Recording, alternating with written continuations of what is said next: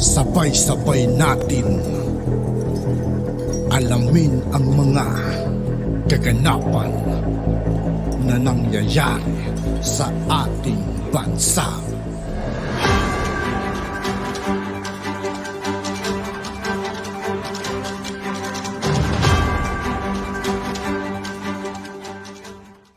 Yo, what's up mga kaibigan? This is I2K po again. Ngayon nandito ulit tayo sa channel ni News PH. Dito ulit tayo magbibigay ng komento at reaksyon. Kaya samahan nyo ako guys. Let's go!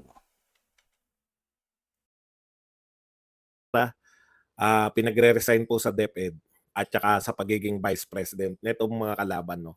Wala na po maisipan na banat kundi paninira, tapos alam nilang hindi nasisira, kusa ng pinagre-resign para mawala na po.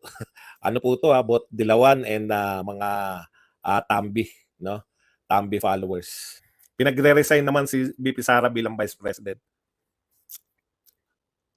Marami po maliligaw nito eh. Tignan niyo po Papaliwanag ko po sa inyo kung bakit mali ito. Ang sabi nito ni Ken Ray, unity means supporting each other. Ganda, di ba? Not moving behind one's back. PBBM is the president. He sets the direction. VP Inday is the vice president. She can have her own stand, but she cannot command the policy. She is not a co-equal of the president. If VP Inday finds this untenable, resign. Okay, pinagre-resign po. No? Pinagre-resign po ni Ken Ray si VP Sara kasi sumasalungat sa presidente ng Pilipinas. Sige po, pagbigyan po natin, no? Ano po yung sinasalungat? Pinangungunahan niya sa ICC, di ba? Nagpapahayag si VP Sara, bakit hindi dapat papasukin ng ICC? Alam na po natin yan lahat. Habang sinasabi ni Pangulong Marcos na pag-aaralan natin kung babalik tayo sa ICC, ang lakas ng boses ni Sara Duterte, hindi mo pwedeng ignore na sinasabi niya hindi nararapat na papasukin ng ICC dahil yan po ay hindi po legal na papasukin sila. Yan po yung una, di ba? Yung sa ICC. Kaya sigurado tayo na may punto naman to. Bakit nga? Bago ko sagutin yan, totoo ba yan na moving behind one's back si Sara Duterte? Kasi for the first time po yung ICC, yan po yung for the first time na kumontra na siya ng direkta kay PBBM. Ano pa po yung isa? Bukod po sa ICC, ano pa ba isang usapin na kamakailan lang yung kinontra na niya? Na alam ko kanina eh. Ano pa isa? Teka lang. Reviewin ko lang itong sinabi ko rito. Yung peace talk. Yung peace talk with the government, with the CPP-NPA. Di ba? Dalawa, ICC tsaka itong peace talk. Yung ICC nga hindi pa eh, di ba? Nakikiusap pa si Sara Duterte sa DOJ, no? Na i-declare nyo na huwag nyo papasukin, di ba? Nagbibigay pa siya ng katwiran. So dalawang bagay na yan, tama yun, no? Parang tama si Ken Ray. President yan eh, vice president ka lang eh. Kung titignan pa natin, susuriin pa natin, pag ba nung vice president si Leni, pwede siyang pumorma kay Tatay Digong?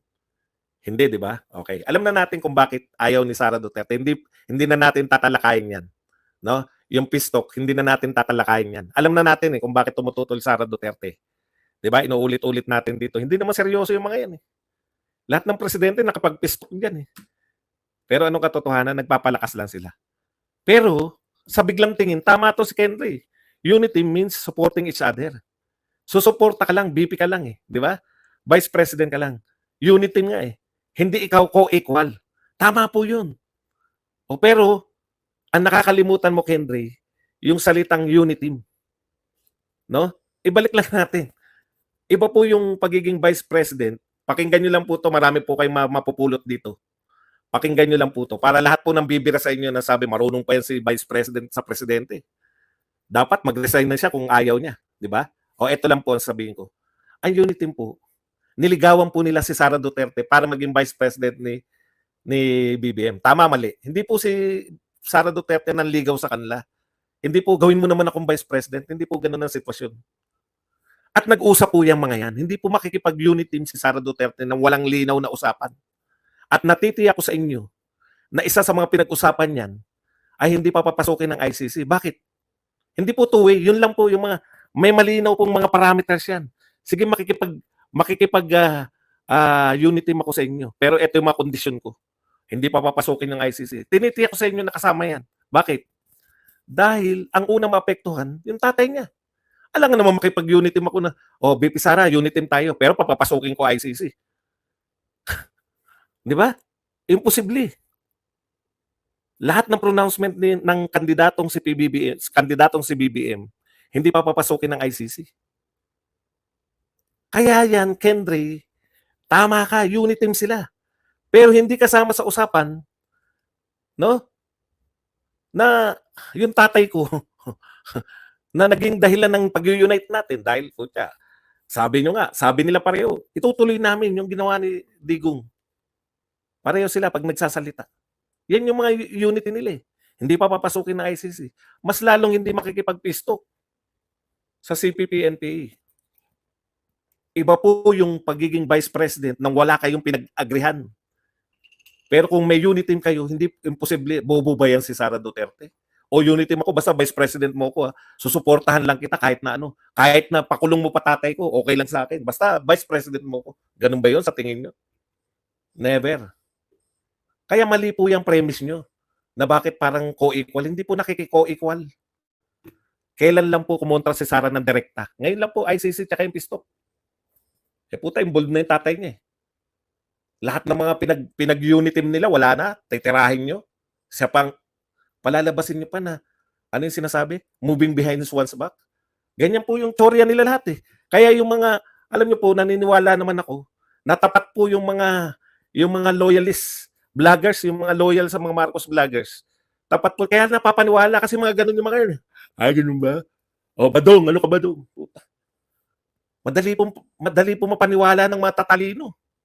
Biruin mo sabihin, nga, bakit feeling niya pantay sila ni Sara Duterte? Hindi po kaya kahit kailan lahat po ng pronouncement ni BP Sara Duterte very supportive. Pero itong papakulong niyo ng tatay, itong ibabalik niyo yung pinaghirapan nila sa NTF-ELCAC, no?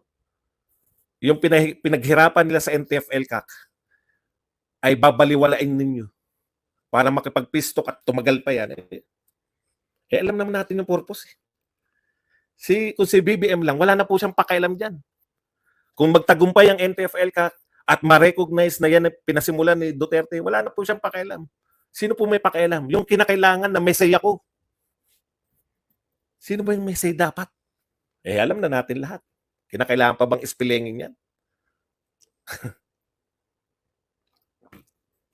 Lahat nagsasabi, matatapos na kung itutuloy lang yung NTF-ELCAC, matatapos na yung problema natin sa insurgency. Bakit hindi nilang ituloy? Pag tinuloy mo nga, credit yun sa mga Duterte. Pag credit mo yan sa mga Duterte, sisikat yung mga Duterte sa 2028, sikat yung Duterte, mananalo, landslide, yung Duterte apelido. Napakasimple lang po, politika. Kinakailangan, ang nagtapos, no? Ang kinakailangan po, ang nagtapos sa insurgency, pisto na pinamunuan ni President Marcos at ng kanyang very loyal na pinsan. Di ba? Yan lang po eh. Okay, yan lang po ang ating topic. At yun nga po mga kaibigan, dito po nagtatapos ang ating reaction video. Muli ako po si I2K ng Sundalo ng Dunggalo. Maraming salamat sa patuloy na pagsuporta. Yeah, peace out.